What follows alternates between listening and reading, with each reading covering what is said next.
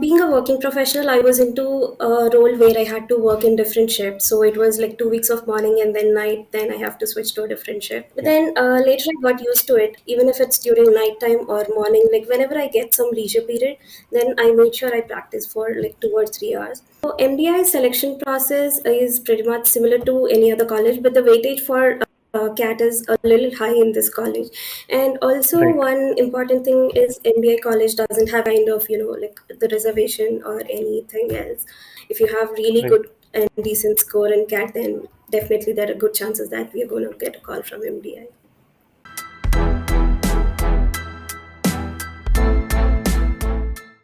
Hello, everyone. Today we have with us Suchira.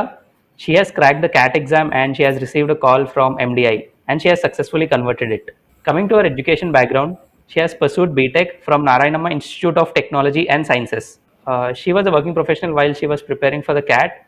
She worked with S&P Global.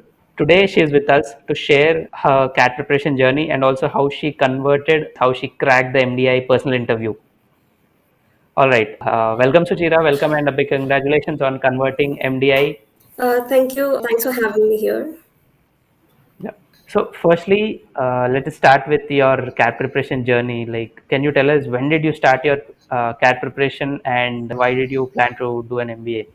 Yeah, sure. So initially, I gave my CAT 2020. So I was preparing in the year CAT 2019, but it was more of a attempt during CAT 2020 because that is when we are switched to Okay. work from home. So my preparation didn't go as per I thought. So Right. it was more of an attempt for me. And then I went for CAT 2021 where I started my serious preparation. So I used to watch YouTube videos and I came across Cracku online live sessions every now and then. So I used to follow them for my Okay. CAT 2020. But later on, I switched to a full time course for CAT 2021 preparation. And that is when my serious preparation has begun. So I used to like take marks and I used to like follow their schedule. So every day I used to go through their schedule and finish my tasks and everything. I was not consistent throughout my preparation, but what I did was I made sure at least I prepared certain topics in such a way that I'm able to attempt each and everything from that topic at least. So that is how I used to go through it. So from CAT 22, 2020 to CAT 2021, there was a drastic improvement in my score and everything.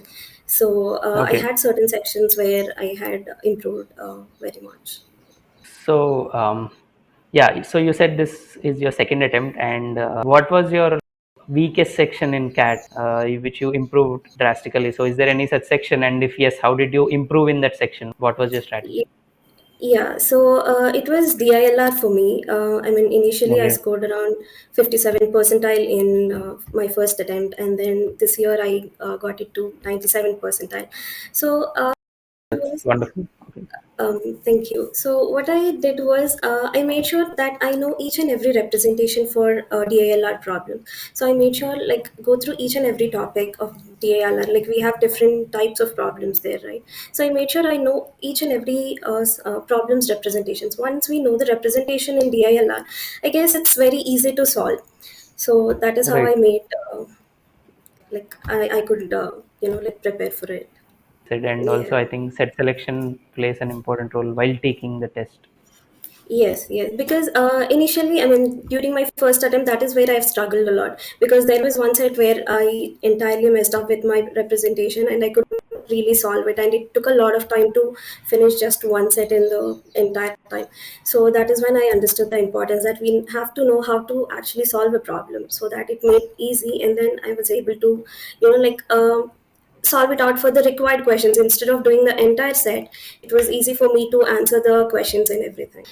During DILR mocks, I used to take one set and make sure that that is done. But later on, I figured out a strategy where I should not be sticking only to one particular set and keep on solving it for like 10 to 15 minutes.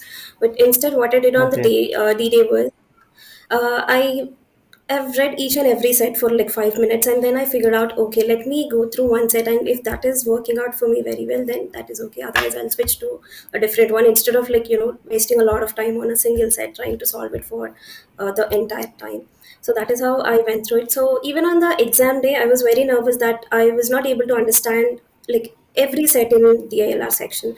But once I calmed down myself, and then when I went through each and everything, I was able to solve like 3 out of 4 sets in that. So first thing for me is to like calm myself down and then make sure I can do it. So that is how it worked out for me. Right. Okay. So you said you were a working professional while you were taking the CAT, right? And you said you Yeah. had rotational shifts. So how did you manage your time? Like, how did you prepare for CAT along with job? Yeah. So, being a working professional, I was into a role where I had to work in different shifts. So it was like 2 weeks of morning and then night. Then I have to switch to a different shift. So Right. initially, it was very difficult for me to manage time because the entire sleeping and the entire routine gets completely changed for every couple of weeks. Correct. But Yeah. then later I got used to it, and I made sure every day at least I practice for 2 to 3 hours, like whatever be the time, even if it's during night time or morning. Like whenever I get some leisure period, then I made sure I practice for like 2 or 3 hours. And then during weekends, it was a whole weekend for me. So luckily, during CAT 2021, I was at home and working from home. So Okay. I got more time instead of wasting my time in traveling and everything. It wasn't like that. So I had ample amount of time, so I Right. could prepare properly during weekends as well. So that was one lucky thing for me. Right. So now let us discuss about the interview process of MDI. And when did you receive the call from MDI? So, I mean, the selection process for MDI is pretty much same compared to any other Okay. IIMs and any other colleges. So, I've received this call, and then initially there was a verification. So we had to submit our documents, and the verification process was done. And the interview process was a single interview. I mean, there's no GD for this year and everything. So MDI selection process is pretty much similar to any other college, but the weightage for CAT is a little high in this college. And also, Right. one important thing is MBA college doesn't have kind of, like the reservation or anything else according to the category. So if you have really Right. good and decent score in CAT, then definitely there are good chances that we are going to get a call from MDI. Right. Great. So now can you tell us how did you prepare for the personal interview? What are the topics that you focused on, and like how did you tackle the questions on the day of the interview? So I left my job in February 2022 only because I have to like give my most of it to my interviews because Interview. Okay. yeah, so having a decent score in CAT is different, and again you have to like crack an interview. That is most important part where you have a chance in your hand and then you have to convert your best call. So Right. I quit from my job because it was kind of a little hectic for me, I could say.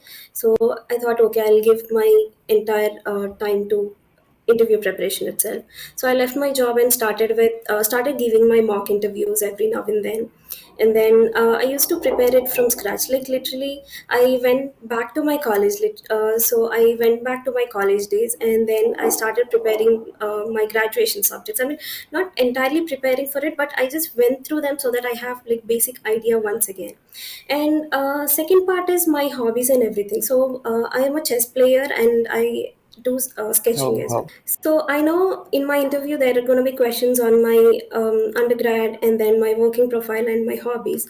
So I made sure at least, I mean, the working and the professional part is different, but where I am really interested in the chess is something different. So I made sure that I know each and everything in chess. I mean, not everything literally, but I have good knowledge on that. Not just playing and Okay. everything or not attending tournaments, but I made sure Okay. what are the recent news from chess and such things. So most of my interviews, not only just for MDI, but most of my interviews revolved around my hobbies itself. I mean, one part of it would Right. Right. be around the working thing and everything, but and the second part would be on my hobbies. So that is how I've Okay. prepared for it. While I was in my graduation, I did participate in South Zone tournaments and other Oh, tournaments. wonderful. Okay. Okay, all right. So you said ACADS, hobbies, and work X. Like this is what you majorly focused on during your preparation. So, like, how did you tackle the interview questions? Like, was there any particular question that took you by surprise, and how did you handle such kind of questions during the interview?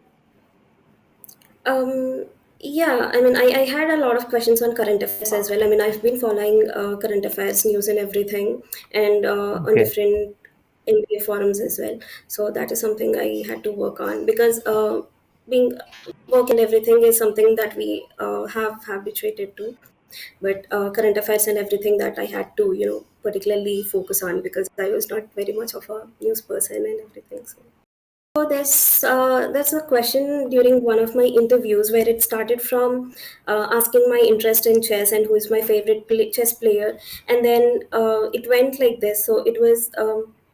What are the different strategies that we perform in chess, and that how can that be implemented in running an organization, or if there are any such organizations which have actually used such kind of tactics and such strategies.